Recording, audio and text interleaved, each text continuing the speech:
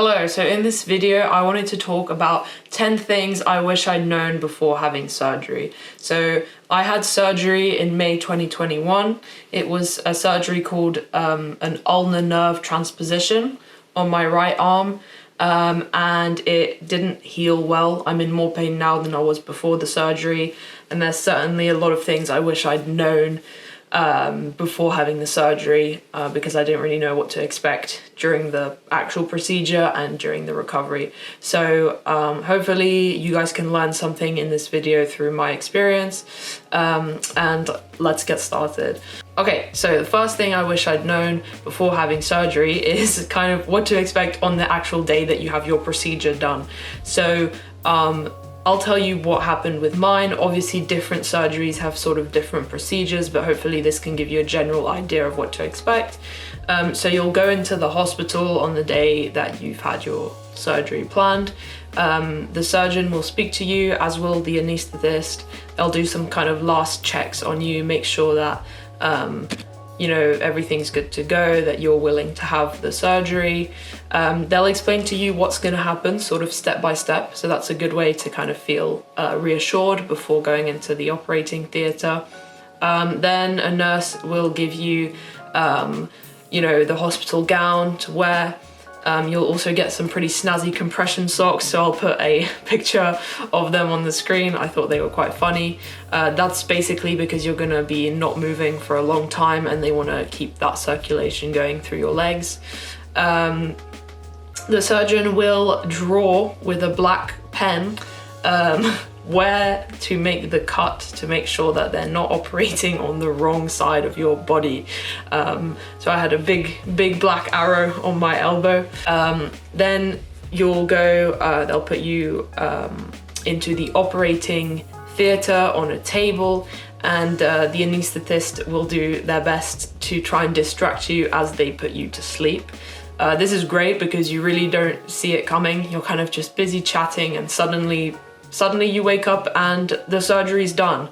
So that's the great thing with the anesthetic, is that you don't feel anything and you're also not conscious during it. So you just, you go to sleep and then wake up and it's all over. Once the surgery has happened, you'll sort of be half asleep for a while the anesthetic properly wears off. I could hear things but couldn't really see anything for about half an hour.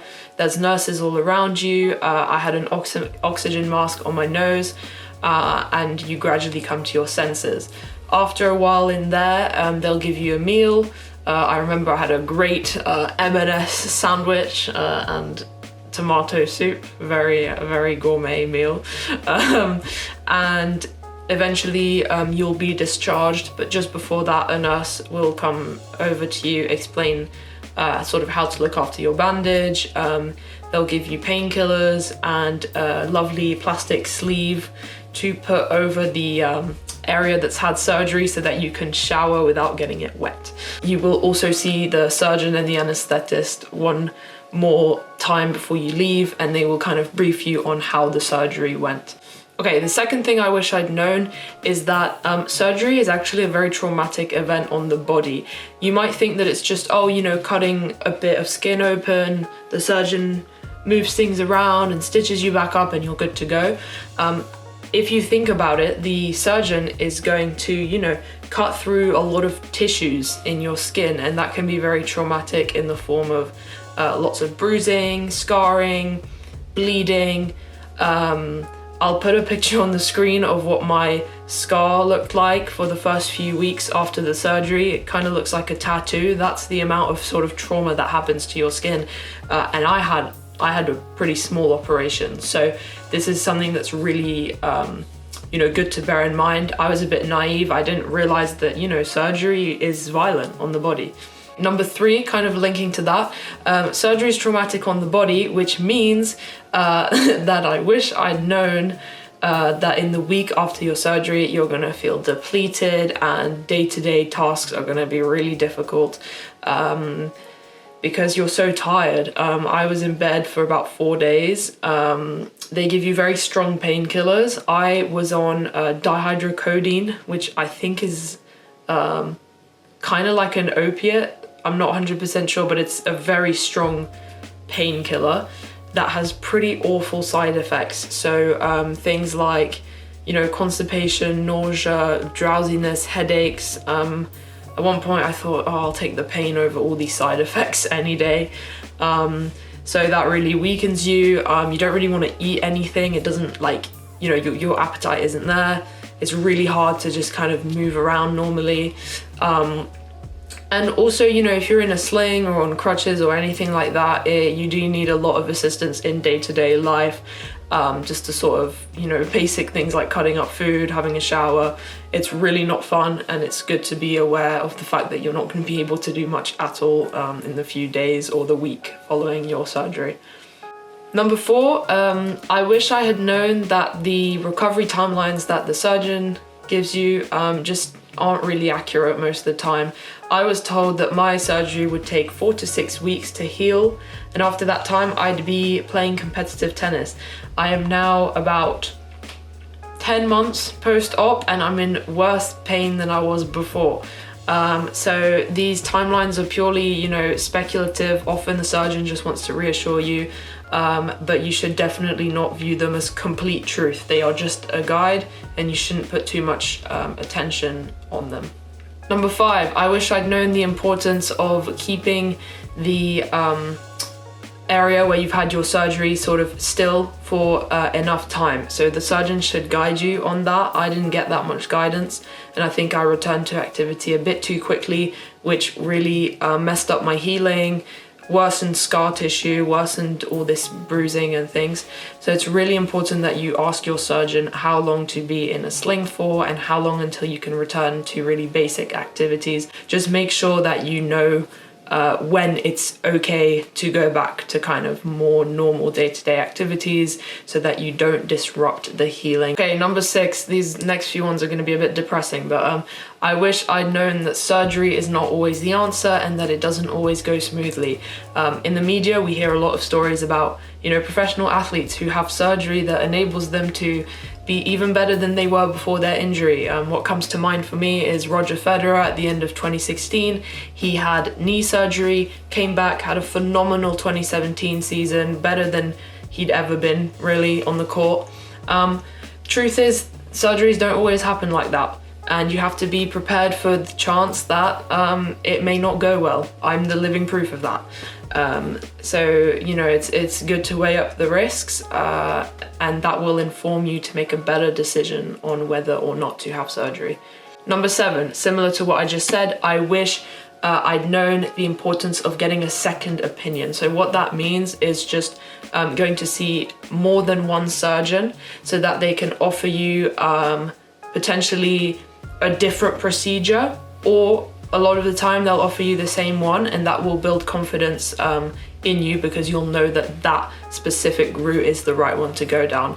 It's also important to get a second opinion just so you can see different surgeons and see who you trust the most. I think trust is very important when you're going to have surgery, because if you go into the operation sort of not trusting the surgeon, then that is a recipe for disaster.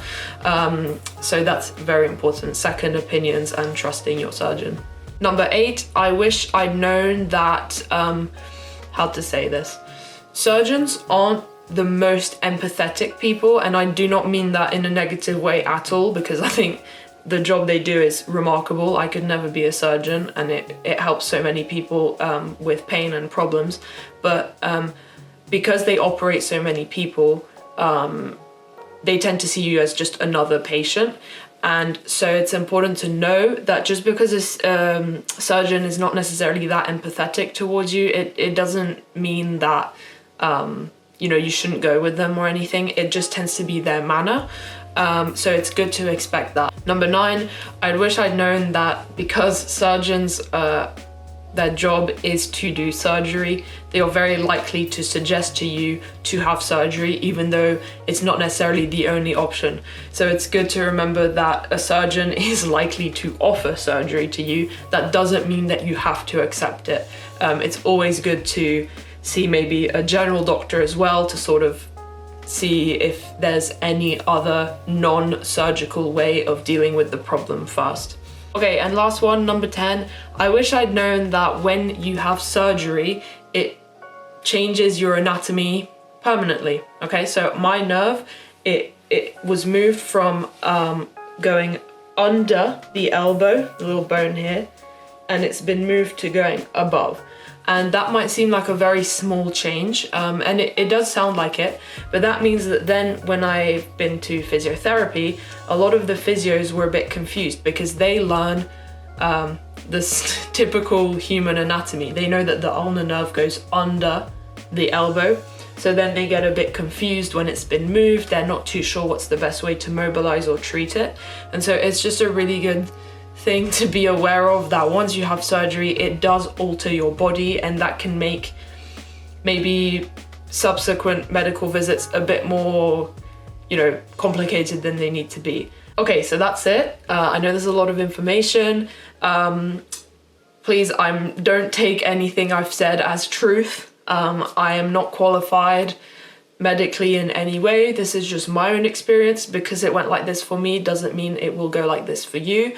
I'm just making this for kind of educational, informational kind of purpose, to help other athletes or other people who have questions about surgery, who are considering it for themselves, don't really know what to expect, or who are just curious about, you know, the ins and outs of what it's like to go through a surgery. So I hope you enjoyed it, and I will see you soon for another video. Thank you for watching. Bye.